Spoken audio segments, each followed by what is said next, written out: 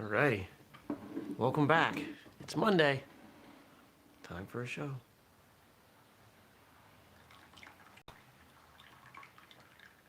Different kind of coffee today. Let's see how it is.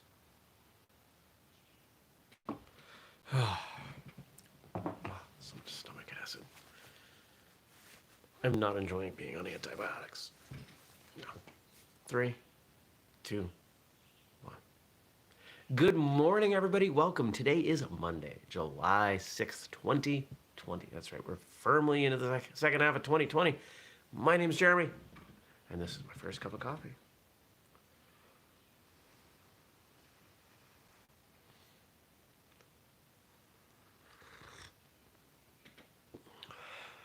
Oh, that's good. That's good. So Saturday was at my brother and sister-in-law's, and hanging out, and there was just a ton of food. So they're sending me out with food, which I don't know. Maybe it's because I'm a single guy or whatever. But people always send me with food. I'm not complaining. Free food, you know. And one of their neighbors is roasting coffee, and she said, "You got to try this." So this is my first time trying it. It's really good. It's how would I describe it?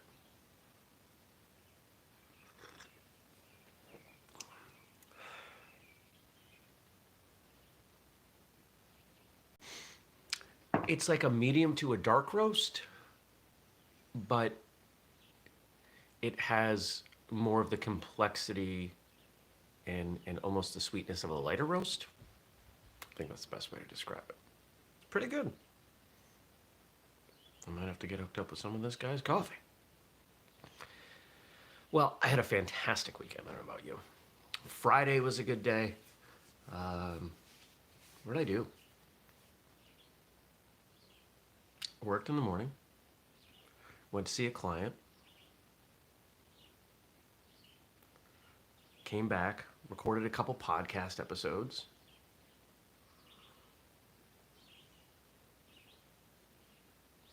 Speaking of which, it's Monday, so don't let me forget. I gotta see what we have out today. Recorded a couple podcast episodes. Continued to deal with feedback from Thursday's podcast episode, which there's been a lot of conversation about it, which I really appreciate.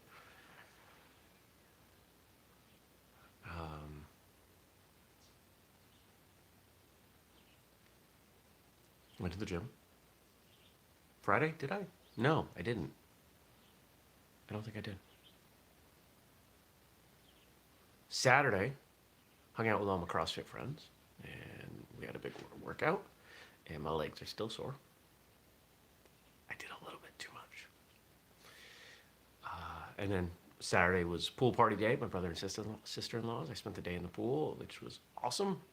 Hung out with my niece. You know, there's something really fun about hanging out with a 3-year-old. It's pretty awesome. Because what matters is so narrow. Is what we're doing right now fun? If it's not, who cares? It really doesn't matter. There's very little that goes on in the mind of a 3-year-old beyond, is it fun? As long as bathroom needs and food needs are met, that's about all that matters. Her teeth are chattering away. She was cold, and she didn't want to get out of the pool. Like, okay, hold on. I need you to warm up. I put her in the sun for a couple minutes, and her teeth would stop chattering, and bring her back in the pool, and we're just goofing off, just throwing hula hoops around and being silly. It's a good time. And yesterday, worked in the yard, planted some stuff. There's a bunch more that's got to get done, but it's okay. There's always more. There will always be more.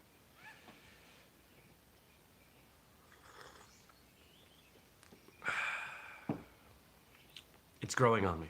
It's growing on me even more. Not that I disliked it, but I'm really liking that. That's a good coffee. Let's look at coffee. Yeah, this weekend was just about chilling out and eating good food and spending time with family, and that's what I was looking for. What's today? So today, let's see what the episode is. It's Monday, so of course there's a new episode of Martial Arts Radio.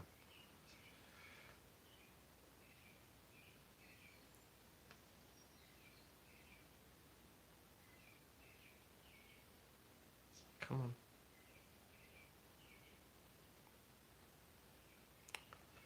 Do do do do do do do do do.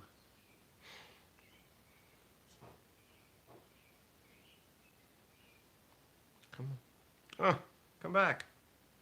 Stupid tablet. Boom. There we go. And oh, Razchen, expert instructor Razchen. Good stuff. This was a fun episode.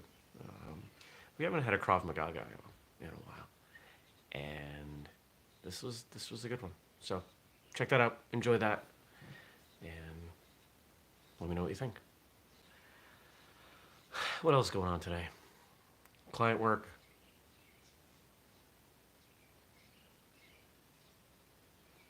I have a doctor's appointment via telemedicine, some Zoom, I'm assuming, at like 5 o'clock. We're gonna go over all the results of my blood work from a couple weeks ago. And see how that goes. Other than this tooth thing that I'm dealing with, I feel pretty darn healthy. I could probably, drink a little less beer and, lose a little bit more of what's going on here, but coming out of quarantine, that's tough. I'm noticing a lot. It's one of the interesting things about seeing everybody in a pool environment and just, going to the river and seeing people swimming. I think a lot of people ate and drank their way through quarantine. My habits certainly changed. I certainly didn't exercise as much and definitely ate to fill the time. Well, that's why I have this thing on. And what am I at for steps so far today? 1,000. Probably had a couple hundred before I put it on. And I'm going to see where I can get to today. I've noticed that just by wearing this, I tend to add on another couple thousand because I'm conscious of it. Anything else? No, let's see what you guys wrote in. Let's see what's here for me to talk about. Remember, if you have something that you want me to talk about, you drop it below and I respond.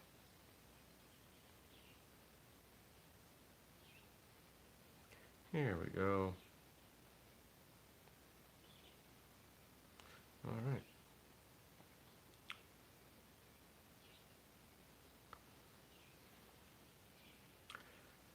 We got 3 from Frank today. It says June 2020, but I think he means July 2020, is Independent Retailer Month. Or maybe we missed doing this for June. Either way, we have 3 questions relating to being an independent retailer. What do you most enjoy about being an independent retailer? So first off, let's kind of, I'll define independent retailer, at least as it exists in my mind. Selling stuff on your own terms, being your own store versus having a franchise or, being a store manager for, Kohl's, right? Like you don't dictate what gets sold or how or anything. You follow what the company tells you. Franchises tend to give you a little more leeway. And then to be completely independent. What do I like the most about the retail side of what we do? Nobody telling me what we can and can't do. It's exciting.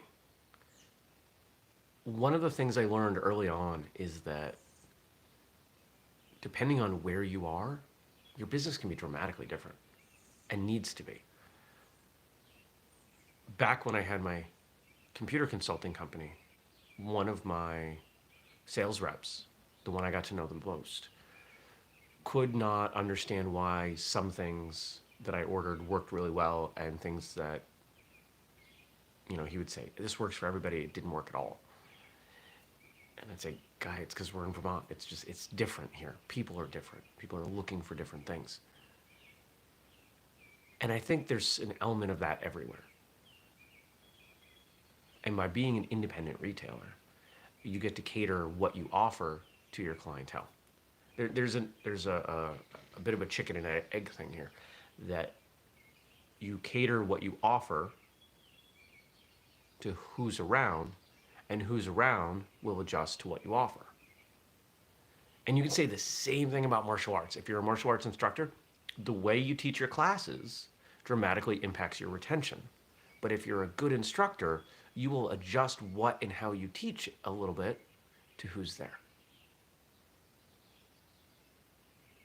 So I think that's an important lesson to learn.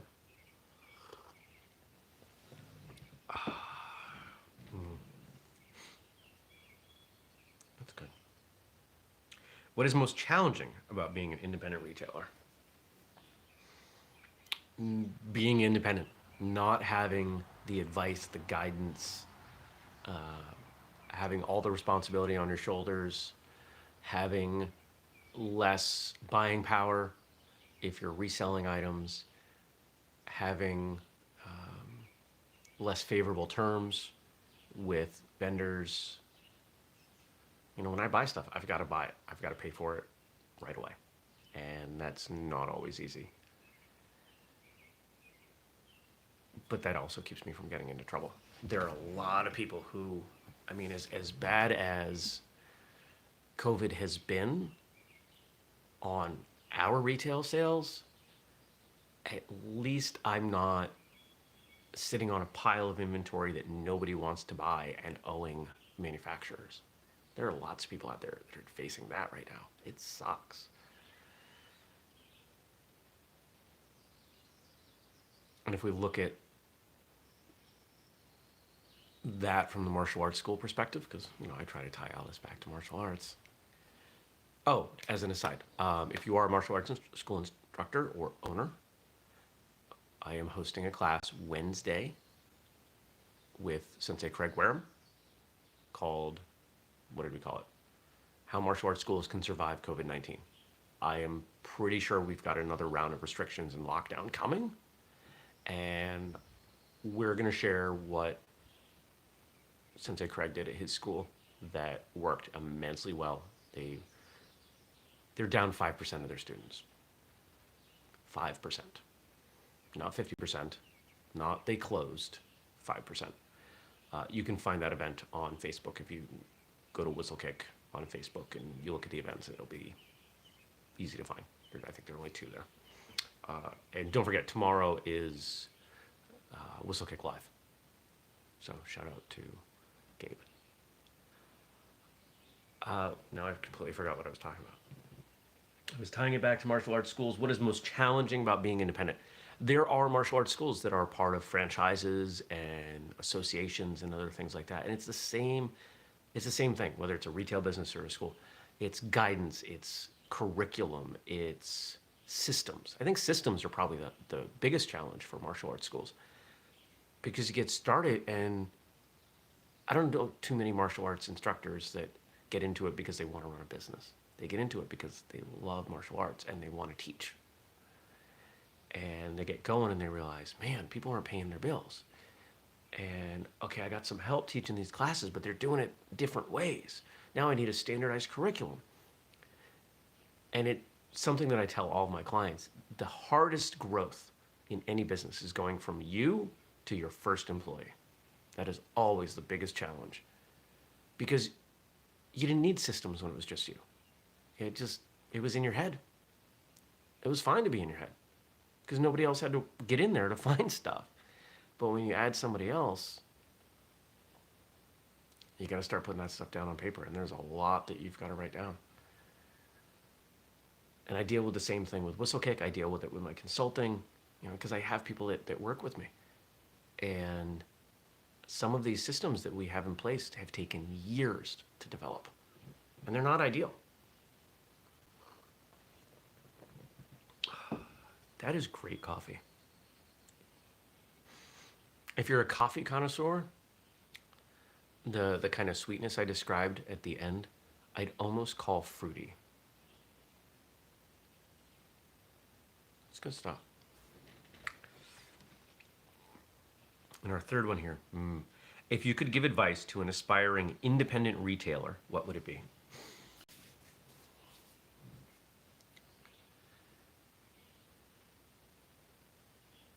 It's similar to it's the same advice that I give to almost every business, especially businesses based around products.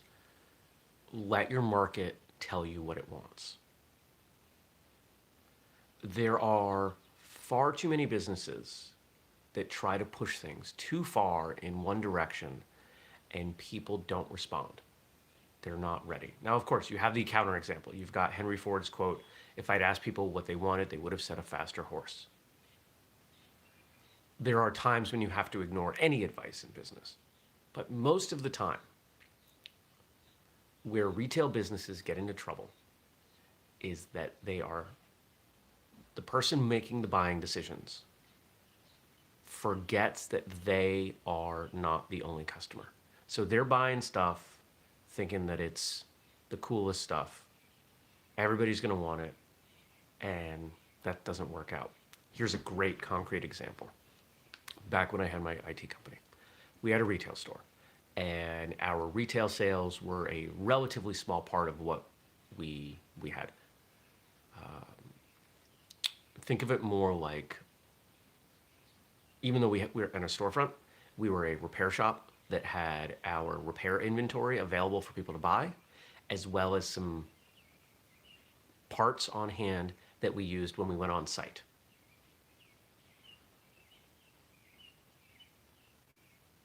Most of the people who worked with me loved computers and computer games, and so they would want to keep stuff on hand that was really cool and fun, lights that went inside computers and things like that. And I'd say, guys, I tried that when we opened, before you were here. Nobody wanted that. The only people who wanted that worked here. And they'd say, yeah, but we had all these people coming in. Okay, fine. So I would relent knowing what was likely to happen, and the stuff would come in, and it would sit on the shelf, and eventually they would say, hey, can I buy that? And I would sell it to them at cost. That's what would happen almost every time, because they weren't able to think beyond their own buying habits. And that's the number one thing that any retail product-based business needs to do, is to empathize with not the ideal customer, but the typical customer. The ideal customer is going to make up a larger percentage per person of the dollars spent, but they're not going to be the majority of the money. But think about it in terms of a martial arts school. Most martial arts schools, if they were to really think about their ideal student, it's a student who is part of a large family and everybody trains and they're really passionate and they do the extra stuff and they stick around to sweep up, and if there's a special training or a camp, they're the first ones to sign up. If there's a competition team, they want to be on it. They wear a school t-shirt and sweatshirt and hat and whatever all the time, and this has become like the core elements of who they are. And most schools have one or two of those families. It's not the majority. And if you cater your school to those families, everybody else will feel left out.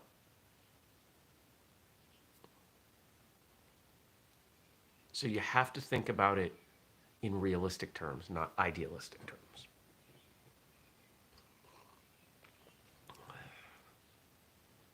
Idealistically, whistlekick's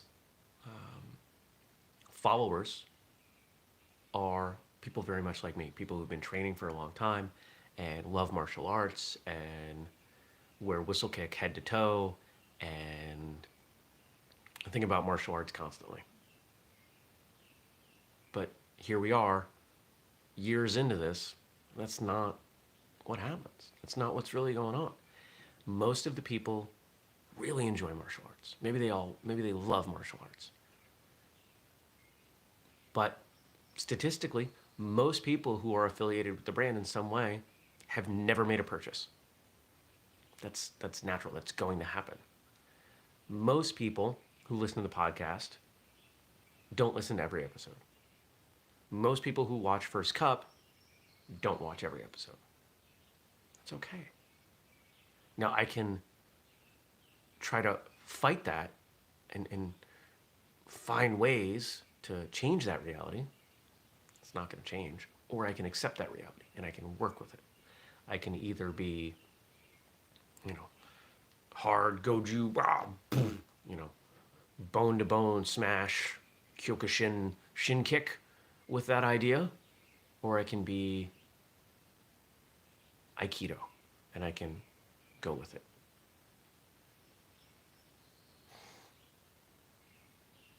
I've tried both. Guess which one is less painful? Guess which one works better in business? You got to go with it. You got to, I said it earlier, you got to respond to what your customers or your clients are telling you they want. They may not know, they may be asking for a faster horse, but that's not really what they want. They want to go faster. Okay, so let's make a car. They'll tell you what they want, but they might express it in a way that you have to dig a little bit. What's another example of that? What's an example in martial arts? When students say, hey, can we work on this? Can we work on that? Oftentimes because they think that they've been working on the same stuff over and over and they're getting bored. When a kid raises a hand in class and says, can we spar? They're not saying that they want to spar. They're saying that what they're doing right now is boring. And they don't want to do it anymore. What people ask for and what they're really telling you aren't always the same. You got to read between the lines. I like answering the business questions. It's fun. All right. Here we go. I'm going to go start my Monday. I hope that you out there watching, maybe listening, will respond. Leave me some comments, some questions. Remember, if you listen, and hopefully all of you have subscribed and download the audio podcast because it makes us a little bit of money. If you do that, first off, thank you. But if you want to ask questions, you can email them to me, jeremy@whistlekick.com. Excuse me. For those of you who are watching, drop those questions and comments below. I will answer them tomorrow. Remember, happy Monday, Stacy. Remember, we do this show every weekday, 6:30 Eastern, 6:30 a.m. Eastern, right here on YouTube. And mark your calendars for tomorrow, Whistlekick Live, 8 p.m. Eastern, and Wednesday, I believe, is 8:30. But go find the event. It's limited to 50 people. We're going to be taking questions. There's going to be some really solid conversation. I am really nervous for a lot of martial arts schools who barely made it through the first round of closures. If you are one of those schools or you know one of those schools, please come listen to this advice. This is solid stuff. This is not martial arts specific advice. This is business advice, and it works. And the schools that have done okay, like Sensei Craig's, they've all followed this advice. This is not unique to me, but I think I've got a pretty good way of presenting it. So that's where we're at. I hope you have a fantastic, amazing, exciting, wondiferous day. And I will see you back here tomorrow. Take care, everybody. Peace.